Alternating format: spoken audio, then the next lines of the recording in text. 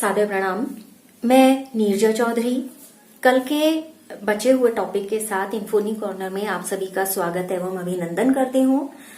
हम पढ़ रहे थे क्लासिफिकेशन को और उस क्लासिफिकेशन में हमारा जो टॉपिक छूटा था जिसमें हमें नेथोस्टोमाटा को पढ़ना था, हमने पढ़ा था कल, जो एक बार रिवाइज कर लेते हैं। यानी कि लास्ट सेशन में जो हमने लिया था वो लिया था वर्टिब्रेटा है। वर्टिब्रेटा 2 पार्ट्स में डिवाइडेड है। एग्नेथा जो जिनमें जॉज एब्सेंट होते हैं और दूसरे थे नेथोस्टोमाटा जिनमें जॉज मिलते हैं।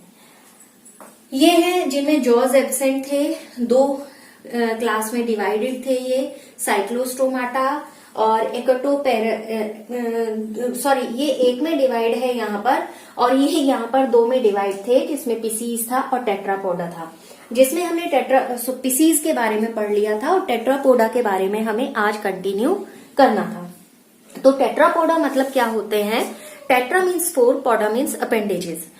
इनकी पहचान ये होती है कि 4 अपेंडेजेस होते हैं, 4 पैर होते हैं और इनको अलग अलग कैटेगराइज किया गया है, यानी कि अलग अलग वर्गों से बिलोंग करते हैं। जैसे पहला है एम्फीबिया, दूसरा रेप्टाइल या रेप्टिलिया, तीसरा है एवीज यानी जिसमें बर्ड्स होंगे, और चौथा है मैमल्स जिसमें स्तनधारी होंगे, वो होंगे जिनमें मेमोरी ग्लैंड्स होंगी। तो यहां से कंटिन्यू करते हैं कि एम्फीबिया के स्पेशल कैरेक्टरिस्टिक्स क्या होते हैं। तो चार्ट जहां से कल छोड़ा था वहीं से कंटिन्यू करते हुए अब मैं इसको इतना डिलीट कर देती हूँ, मतलब इतना इसको मिटा देती हूँ, इरेज कर देती हूँ और यहां से ही स्टार्ट करेंगे। यहां से स्टार्ट करते हैं, चलिए ठीक है।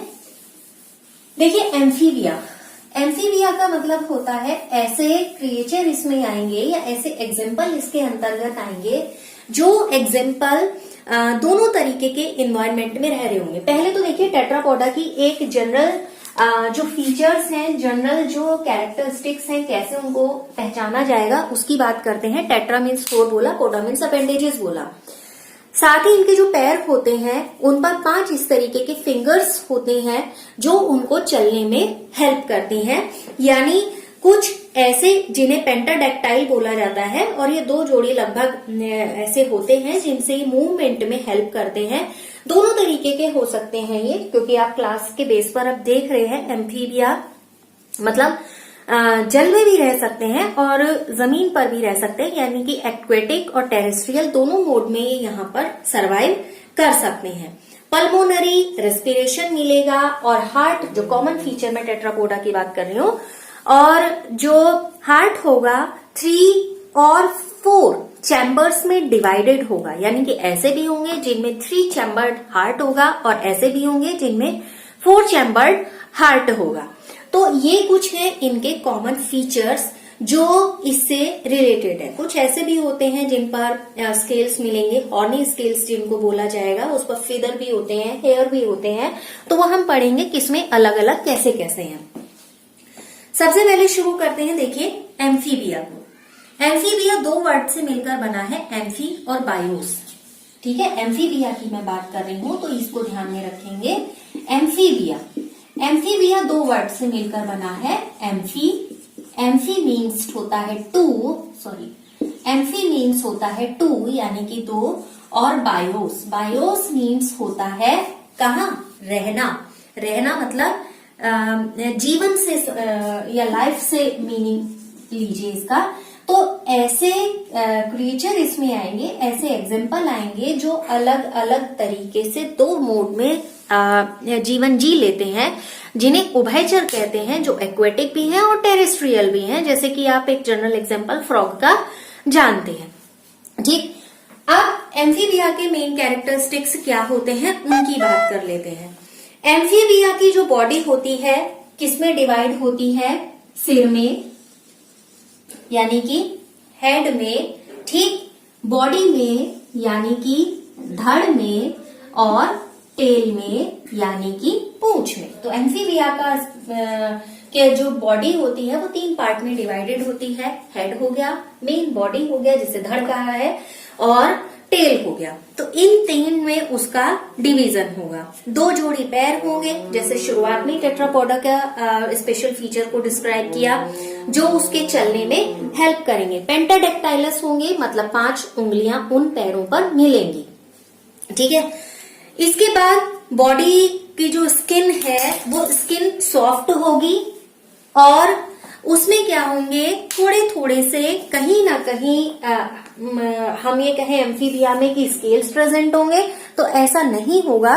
एम्फीबिया में स्केल्स प्रेजेंट नहीं होते हैं। जैसे आप एग्जांपल जानते ही हैं फ्रॉग का। फ्रॉग पे स्केल नहीं देखें। स्केल मतलब होता है शल्क, हिंदी में जिसको कहा जाता है। ऊपर छोटे छोटे, जैसे आपने मछली के ऊपर देखा ही है, इस तरीके के कुछ बहुत सारी संरचनाएं होती हैं जो बॉडी को कवर करती हैं और ये हार्ड होते हैं। ठीक है। लेकिन एम्फीबिया में ये स्केल्स नहीं मिलेंगे। इसके बाद यहाँ पर रेस्पिरेशन कैसा होगा, फेफड़ों के माध्यम से होगा। ठीक है, यानी कि लंग्स उसमें पार्टिसिपेशन करेंगे। अब बात करते हैं स्कल की। स्कल कैसा होगा, स्कल 2 यानी कि अनुकपाल और अस्थिकंद, यानी कि इसे बोलेंगे ऑसिपिटल कॉन्डाइल, ऐसा होगा। हार्ट कैसा होगा एम्फीबिया का, शुरुआत में जैसे हमने कहा कि 3 चैम्बर्ड और 4 चैम्बर्ड मिलेंगे, तो हार्ट कैसा होगा, 3 चैम्बर्ड होगा, यानी कि 3 वेश्म हृदय में पाए जाएंगे। ठीक है। अब इसके बाद 3 वेश्म के बाद जो क्लोएका है, क्लोएका मिलेगा। क्लोएका कहाँ ओपन होता है या क्लोएका में क्या ओपन होता है, क्लोएका में जो रिप्रोडक्टरी पोर है उसकी ओपनिंग होती है। ठीक है, क्लोएका में रिप्रोडक्टरी पोर की ओपनिंग होती है। क्लोएका को हिंदी में अवस्कर द्वार बोला जाता है, उसकी बात कर रहे हैं। यहाँ पर क्या होते हैं, कोल्ड ब्लडेड होते हैं, यानी कि पोइकिलोथर्मिक होते हैं। बॉडी का जो टेम्परेचर है, इनका बॉडी का temperature according to environment change होता रहता है। और जो एक्सक्रीशन होता है, एक्सक्रीशन के लिए एक्सक्रीटरी ऑर्गन के रूप में किडनीज होती हैं। क्लियर हो गया। एक्सक्रीशन के लिए किडनीज होती हैं और इनसे ही एक्सक्रीशन होता है। अब एम्फीबिया, चूंकि हम बहुत एडवांस एनिमल्स की बात कर रहे हैं, तो हमने कुछ समय पहले एक टॉपिक पढ़ा था जिसमें हमने यूरिकोटैलिक, अम्योनोटैलिक और इन सभी पॉइंट्स को लिया था। ये कैसे होते हैं, यूरियोटैलिक होते हैं, यानी कि जो मुख्य उत्सर्जी पदार्थ या एक्सक्रीटरी प्रोडक्ट होता है वो यूरिया होता है। तो इसीलिए जितने एम्फीबिया हैं वो सारे एम्फीबिया कैसे होते हैं, मेन कैरेक्टरिस्टिक्स के अंतर्गत बात करने हैं, ये होते हैं यूरिया का उत्सर्जन करने वाले, इसलिए ये कैसे होते हैं, यूरियोटैलिक। ठीक। एक्सटर्नल ईयर जो होते हैं वो नहीं मिलेंगे, और यहाँ पर जो मिडिल ईयर होता है यानी कि मध्य कर्ण होता है, उसमें केवल एक ही हड्डी होती है जो होती है कॉल्यूमेला, जो क्या होती है, कॉल्यूमेला। ओविपेरस होते हैं। फर्टिलाइजेशन कहाँ होगा, वाटर में होगा। जब अंडे ये देते हैं तो उन अंडों को ये पानी में छोड़ देते हैं, तो फर्टिलाइजेशन कहाँ होगा, उसमें वाटर में होगा। वाटर में ही इनका क्या होगा, डेवलपमेंट होगा, और वहीं पर मेटामॉर्फोसिस होगी, और इनमें एक लार्वल स्टेज मिलती है। एक लार्वा देखा ही है जिसे टेडपोल बोला जाता है। टेडपोल एम्फीबिया की एक लार्वल स्टेज होती है। ठीक है, तो यहाँ पर लार्वा मिलेगा। तो ये एम्फीबिया के कुछ जनरल कैरेक्टरिस्टिक्स हैं। कुछ जो बहुत छोटी छोटी सी बातें मैं रिवाइज करूं इसके रिगार्डिंग, शल्क नहीं मिलेंगे। दूसरा, यहाँ पर जो क्लोएका है वो रिप्रोडक्टरी ऑर्गन के तरीके से ही काम करेगा। नेक्स्ट, यहाँ पर जो बॉडी होगी स्मूथ होगी, smooth in the sense soft होगी। ठीक है, नहीं तो आप अभी मैं स्मूथ कहूंगी तो आप राना टिग्रीना और ब्यूफो में कंपैरिजन कर लेंगे तो गड़बड़ हो जाएगा। तो बॉडी कैसी होगी, सॉफ्ट होगी। और यहाँ पर जो बॉडी का डिवीजन होगा हेड, बॉडी और टेल में होगा। हार्ट होगा 3 चैम्बर्ड, और किडनी एक्सक्रीटरी ऑर्गन के तरीके से काम करेगी। कोल्ड ब्लडेड होंगे। तो ये मेन फीचर्स हैं जो एम्फीबिया के हैं। इसके बाद एग्जाम्पल की बात करें, जैसे हाइला है वो इसका एग्जाम्पल है, जिसे क्या नाम है, ऐसा फ्रॉक कहा जाता है, पेड़ों पर चिपक जाता है और कुछ ग्रीन कलर से का होता है, ऐसा होता है। बाकी राना टिग्रीना हो गया और मेंढक हो ही गया। दूसरा बिंदु है हमारा रेप्टिलिया। रेप्टिलिया के अंतर्गत कौन आते हैं? रेप्टिलिया के अंतर्गत वो आते हैं, दो वर्ड से मैं इसको भी डिस्क्राइब कर दूं तो इजी हो जाता है उस चीज को समझना। एम्फीबी और जैसे बायोस हमने वहां पर डिस्क्राइब किया, तो यहाँ पर भी मैं इसको भी इरेज कर देती हूँ। देखिए, रेप्टिलिया की बात करते हैं। रेप्टिलिया भी दो शब्द से मिलकर बना है, एक है रेप्टम, ठीक है। रेप्टम का मतलब क्या है, आप एक ही शब्द से इसे कंपेयर करेंगे तो ठीक रहेगा। रेप्टम का मतलब होता है रेंगना, ठीक है, क्रीपर, ठीक है ना। रेप्टम का मतलब होता है टू क्रीप या रेंगना, और यहाँ पर बॉडी थोड़ी सी स्केली होगी, और ये सबसे पहले ऐसे टेरेस्ट्रियल एनिमल्स थे जो रेंग कर चलते थे। रेंग कर चलना मतलब बॉडी जमीन पर रहेगी और उस पर खिसक खिसक कर उसको आगे बढ़ाना, जैसे छिपकलियां वगैरह इसके अंतर्गत, या अन्य उदाहरण अभी पढ़ेंगे। स्किन कैसी होगी? खुरदुरी होगी, और किसी भी तरीके की ट्यूब्स वहां पर नहीं मिलेंगी, कॉनिफाइड होगी। हॉर्नी स्केल्स या बोनी स्क्यूट्स का यहाँ पर एक बाह्य कंकाल मिल सकता है, कई बार ऐसा हो सकता है, क्योंकि अलग अलग उदाहरण है। दो जोड़ी पैर होंगे और जिन पर क्लॉड होंगे, यानी नाखून टाइप के होंगे, उंगलियां होंगी अलग से, ठीक है। तो वो क्लॉड होंगे जिन पर नाखून होंगे। लेकिन इसका उदाहरण क्या है? सांप भी इस कैटेगरी में आते हैं। तो सांप इसका एक एक्सेप्शनल केस है। हम जानते हैं सांप के पैर नहीं होते हैं, ठीक है। तो सांप इसका एक एक्सेप्शनल है। दूसरा, हार्ट मतलब क्लियर नहीं होगा, और कितने चैम्बर्ड में डिवाइडेड होगा? 4 चैम्बर्ड में हार्ट डिवाइडेड होगा रेप्टिलिया का। एम्फीबिया का 3 में था, यहाँ पर किस में डिवाइड होगा? 4 में डिवीजन होगा। क्लोएका मिलेगा, और ये भी कोल्ड ब्लडेड होते हैं, और यहाँ पर रेस्पिरेशन जो होगा वो लंग्स के थ्रू ही होगा। Main mode of pulmonary respiration इनमें पाया जाएगा, जैसे mode of pulmonary respiration amphibia में भी मिला था। अब रही बात कुछ अदर कैरेक्टर, फर्टिलाइजेशन की बात करें तो इनमें इंटरनल फर्टिलाइजेशन होगा। फर्टिलाइजेशन कैसा होगा? इंटरनल, ठीक है। फीटल मेम्ब्रेन होंगी, जो एम्ब्रियो होगा, यानी कि उसके लिए कुछ फेटल मेम्ब्रेन्स उसे कवर करेंगी, और ये हमने पढ़ी है, उसको रिपीट कर देती हूँ। एमनियन है, एलेंटोइसिस है, और कोरियन होती है, ठीक है। 3 हमने पढ़ी है, एमनियन, एलेंटोइस और कोरियन। जब हमने जनन की विधि पढ़ी थी, यानी कि ह्यूमन रिप्रोडक्शन पढ़ा था, उस समय हमने इसको भी पढ़ा था, और उसमें एमनियोसेंटोसिस की एक प्रोसेस को भी पढ़ा था, हिंदी में जिसे उल्बवेधन कहते हैं, उस प्रक्रिया को भी हमने पढ़ा था। तो रेप्टिलिया में वो तीनों तरीके की जो फीटल मेम्ब्रेन्स हैं, वो फीटल मेम्ब्रेन्स यहाँ पर प्रेजेंट होती हैं, ठीक है। अब कैसे होते हैं?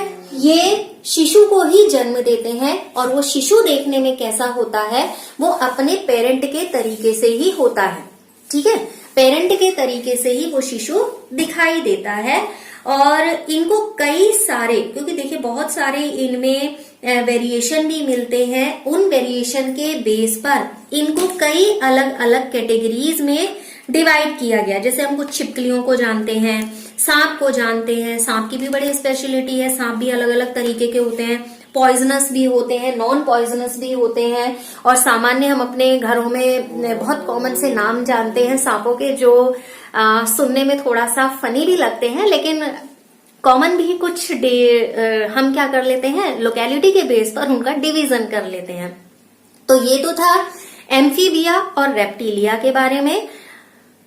तो इतना शायद आपको क्लियर हो गया होगा। Main difference, amphibia 3 chambered heart, 4 chambered heart reptilia, और रेंग कर चलेंगे। ये 2 बायोस को फॉलो करते हैं, यानी कि दोनों जगह रह सकते हैं। रेप्टिलिया पहले ऐसे एनिमल्स माने जाते हैं जो जमीन पर रेंग कर चलते थे।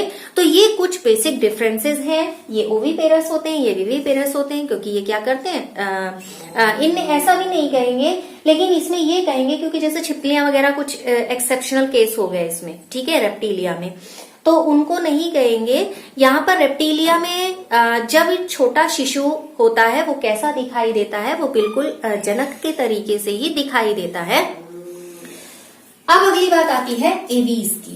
एवीज के अंतर्गत कौन कौन से आते हैं? इसके अंतर्गत आते हैं उड़ने वाले एनिमल्स, यानी कि जो जिसे सामान्यतः कहूं तो बर्ड्स जो होंगी वो इस कैटेगरी में आएंगी, इस क्लास में आएंगी। बॉडी पर क्या मिलेंगे? फीदर मिलेंगे, जिनकी सहायता से ये क्या करते हैं, उड़ते हैं, जिनकी सहायता से इन्हें उड़ने में सहायता मिलती है।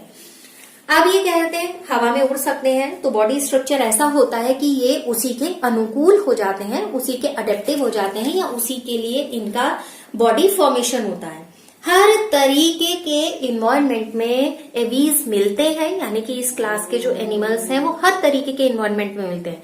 चाहे आप पोलर रीजन में चले जाइए, चाहे आप किसी गर्म प्रदेश में चले जाइए, या आप ऐसे एरिया में चले जाइए जो ना बहुत अधिक ठंडे हैं ना बहुत अधिक गर्म है, तो उन सभी यानी कि लगभग सभी जगहों पर हमें पक्षी दिखाई देते हैं। ठीक है, अब क्या है, बॉडी कैसी होती है? देखिए, जैसे हमने नाव के बारे में जानते हैं कि आगे से उसको पॉइंटेड किया जाता है जिससे कि वो वाटर को जल्दी से एक प्रेशर पुल होगा एक पॉइंट पर और उसको नाव को आगे बढ़ने में हेल्प मिलेगी। तो ऐसे ही जितनी एवीज होते हैं उनकी बॉडी कैसी होती है?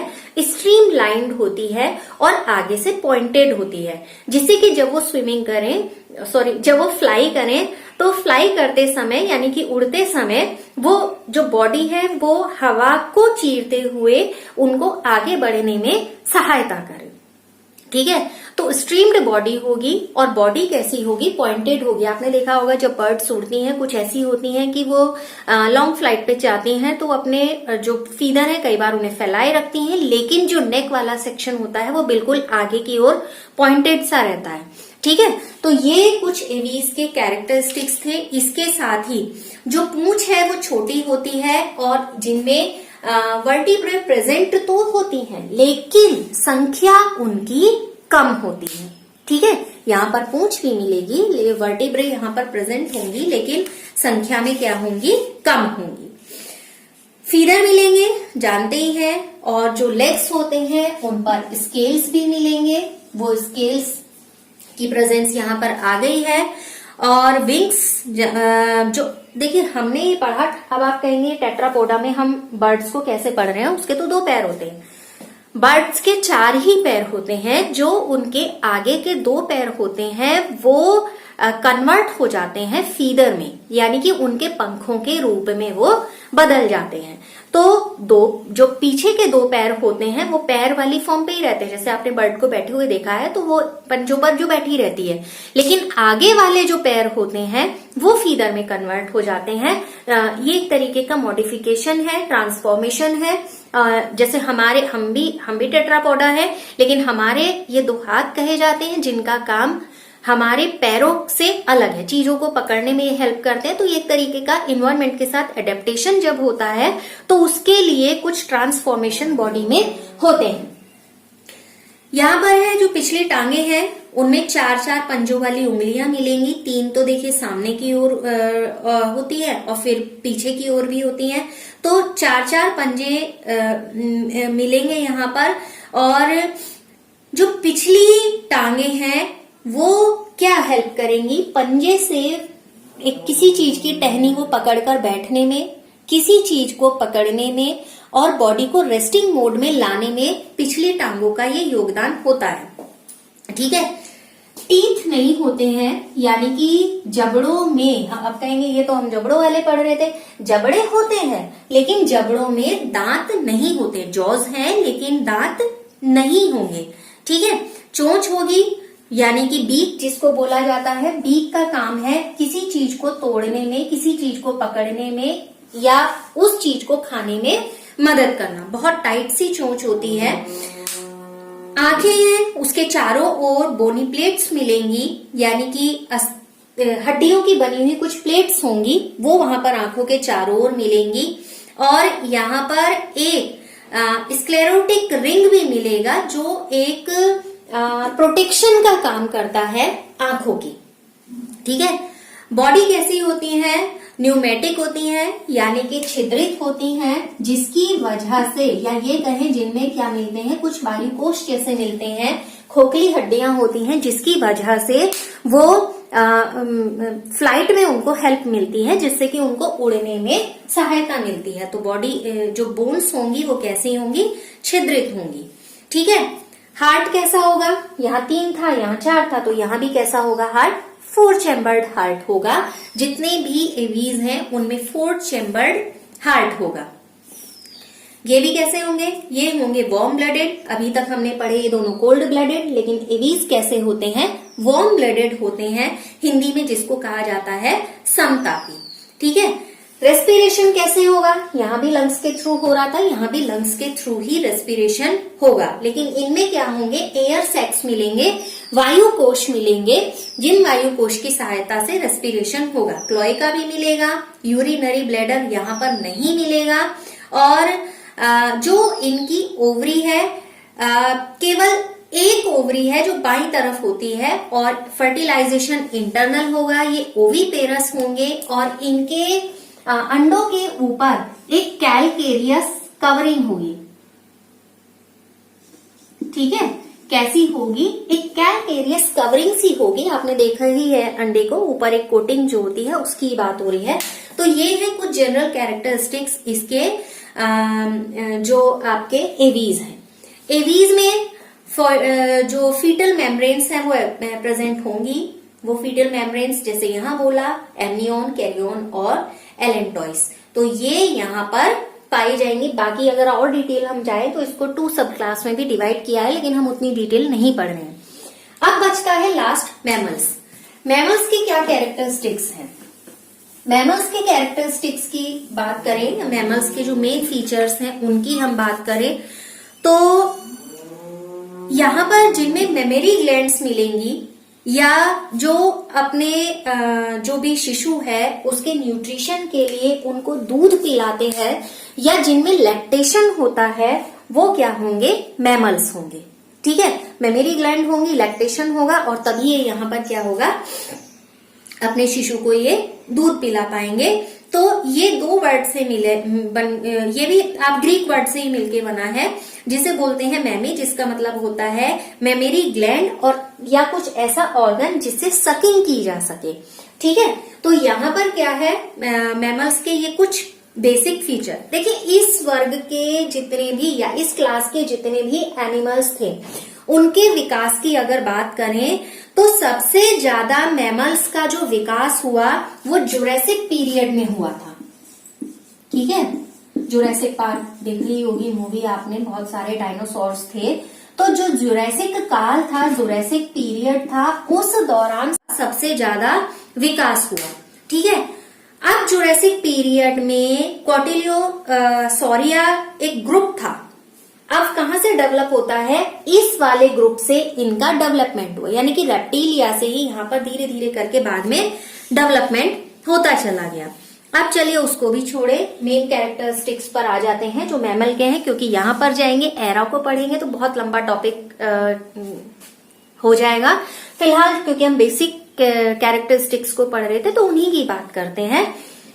मैमल्स हर तरीके के इन्वायरमेंट में रह लेते हैं, जल में भी रहते हैं, पानी उसमें जमीन पे भी रहते हैं, पेड़ों पर भी रहते हैं। तो हर तरीके के ये क्या करते हैं? वातावरण में अपने आप को रख लेते हैं। बॉडी पर बाल मिलते हैं, यानी कि बॉडी पर हेयर मिलेंगे, बॉडी पर बाल मिलेंगे, और स्किन जो होती है वाटर प्रूफ टाइप की होती है। वाटर प्रूफ क्यों होती है? क्योंकि जो स्किन है उसमें छोटी छोटी ग्लैंड्स जैसी होती हैं, जिसकी वजह से स्किन वाटर प्रूफ हो जाती है। एक्सोस्केलेटन पूरी लाइफ टाइम में किसी न किसी समय जरूर मिलेगा। नेल्स हैं, हॉर्न्स हैं, हूफ्स हैं यानी कि खुर की बात कर रही हूँ, पंजे हैं यानी क्लॉज, या शल्क हैं जिन्हें कहेंगे स्केल्स, तो ये किसी ना किसी रूप में कभी ना कभी पूरे जीवन में मिलेगा ही। यहाँ पर क्या होंगी, जो फीमेल होंगी उनमें मेमोरी ग्लैंड्स प्रेजेंट होंगी, यानी कि उनमें स्तन ग्रंथियां प्रेजेंट होंगी, जिसकी सहायता से ये यंग वन को न्यूट्रिशन देते हैं, यानी कि उनको फीड कराते हैं। इनमें श्वेत ग्रंथियां मिलेंगी। श्वेत ग्रंथियां मतलब स्वेट ग्लैंड्स जिनको बोला जाता है। स्वेट ग्लैंड्स जैसे खुद को भी देखा होगा, पसीना आ जाता है तो स्वेट ग्लैंड्स होती हैं जिनके थ्रू वो पसीना बॉडी से बाहर निकलता है। पसीने का आना बहुत ज्यादा जरूरी है। एक तो क्लीनिंग होती है बॉडी की, दूसरा बॉडी का टेम्परेचर मेंटेन होता है उससे। ठीक है, चलिए वो भी बहुत लंबा टॉपिक हो जाएगा। यहाँ पर क्या है, जब बॉडी टेम्परेचर को नियमित रखने का या उसे रेगुलेट करने का या उसे कंट्रोल करने का काम करती हैं स्वेट ग्लैंड्स। ठीक है, तो मेमोरी ग्लैंड्स होती हैं, स्वेट ग्लैंड्स होती हैं, और ये कैसे होते हैं, समतापी यानी कि वार्म ब्लडेड होते हैं। ये दोनों कोल्ड ब्लडेड थे और ये दोनों वार्म ब्लडेड है। यहां से आप ध्यान रखेंगे। ठीक, अब एक्सटर्नल ईयर यानी कि जिसे कहा जाता है पिन्ना, इस रूप में ही वो डेवलप होते हैं। इंटरनल ईयर जो होते हैं वो कॉक्लिया के रूप में डेवलप होते हैं। इंटरनल ईयर, जब ईयर की संरचना हमने पढ़ी है तो हमने देखा एक अंदर कॉइल्ड जैसी संरचना होती है जो कॉक्लिया होती है। तो कान की संरचना भी बहुत बड़ा टॉपिक है। तो ये हमारी क्या है, एक्सटर्नल ईयर, और अंदर इंटरनल ईयर जिसमें कॉक्लिया मिलेगा। ठीक है, दांत जबड़ों की, देखिए जबड़े प्रेजेंट हैं और दांत भी प्रेजेंट है। ठीक है ना, तो दांत और जबड़े, जो दांत होंगे वो जबड़ों में धसे हुए होंगे, वो उनमें यहाँ पर मिलेंगे गर्ददंती जिनको बोला जाता है, और इंग्लिश में उनको बोला जाता है थीकोडोंट।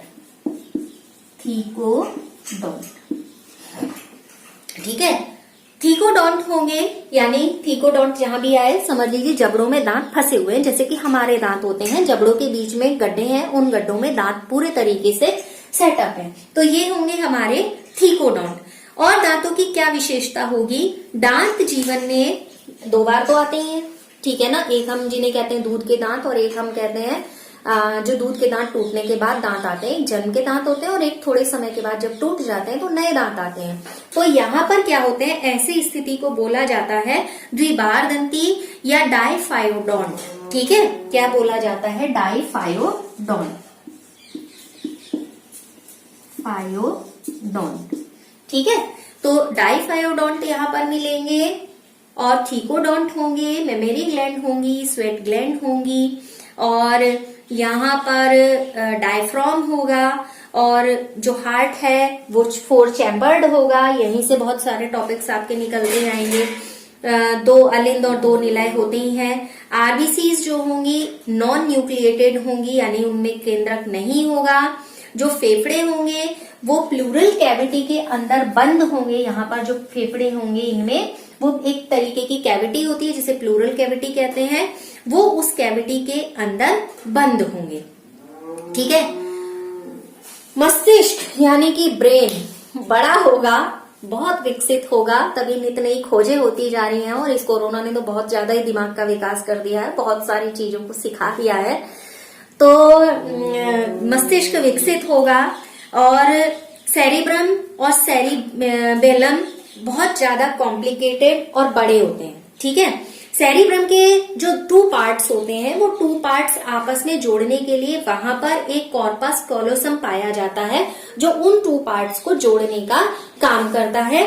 और इंटरनल ईयर की, मिडिल ईयर की मैं बात करूं तो उनमें 3 बोन पाई जाती हैं, मेलियस, इनकस और स्टेपीज। स्टेपीज जानते ही हैं, सबसे छोटी जो हड्डी है वो होती है, ट्रायंगुलर कुछ शेप में होती है।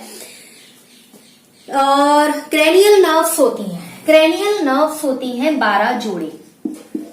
कितने होती हैं क्रेनियल नर्व्स? 12 जोड़े, यानी कि जो हमारे इसमें कपाल में तंत्रिकाएं जो होती हैं उनकी बात हो रही है, वो होती हैं यहाँ पर 12 जोड़े।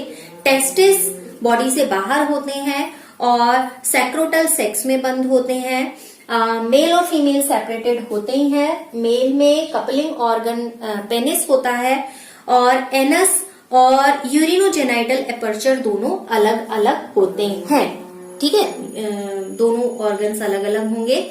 बहुत रेयर स्पीशीज होती हैं जिनमें जो क्लोएका है, क्लोएका की एब्सेंसी हो, लेकिन बहुत रेयर होती है। ठीक है, ये क्या होते हैं? विविपेरस होते हैं, क्योंकि स्तनी है तो शिशु को जन्म देते हैं, तो इसलिए ये कैसे होते हैं? विविपेरस होते हैं। अब जब मान लीजिए जैसे ओवम है, ओवम में योग है, योग की मात्रा बहुत कम होती है, तो ऐसे एलेसिथल प्रकार के यहाँ पर अंडे मिलेंगे। डेवलपमेंट होगा, फीटल मेम्ब्रेन के बारे में हमने पढ़ा, वही 3 फीटल मेम्ब्रेन यहाँ पर भी मिलेंगी। तो ये फीटल मेम्ब्रेन क्या करेंगी? जो भ्रूण है वो यहाँ पर क्या करेंगे? वो फीटल मेम्ब्रेन जो भ्रूणीय अवस्था होती है, एम्ब्रियोनिक स्टेज होती है, वहां पर प्रेजेंट होती है। इनमें प्लेसेंटा डेवलप हो जाती है। प्लेसेंटा का क्या काम होता है?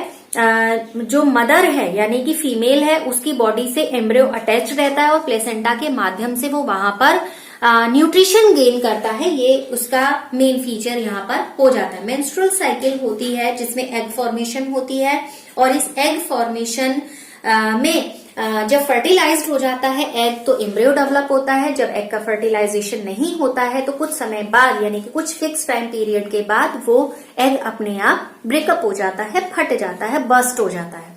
तो ये बहुत सामान्य तरीके से टेट्रापोडा जो चारों क्लास हैं उनके बारे में कैरेक्टरिस्टिक्स थे। तो सिंपल तरीके से उसको समझने की कोशिश की है।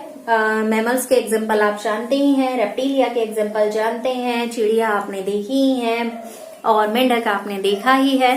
तो फिलहाल आज वाले सेशन में हम इतनी ही बात करेंगे। नेक्स्ट सेशन में देखिए, क्लासिफिकेशन बहुत लंबा टॉपिक है, हम चाहे तो इसकी सब क्लास को और इन चीजों को पढ़ ले, लेकिन फिलहाल सिर्फ फाइलम ओवरव्यू के टॉपिक्स को हमने टारगेट किया था, वो हमारा आज पूरा हो रहा है। तो नेक्स्ट सेशन में नए टॉपिक के साथ आपसे फिर मिलेंगे। लगातार साथ बने रहने के लिए आप सभी का बहुत बहुत धन्यवाद।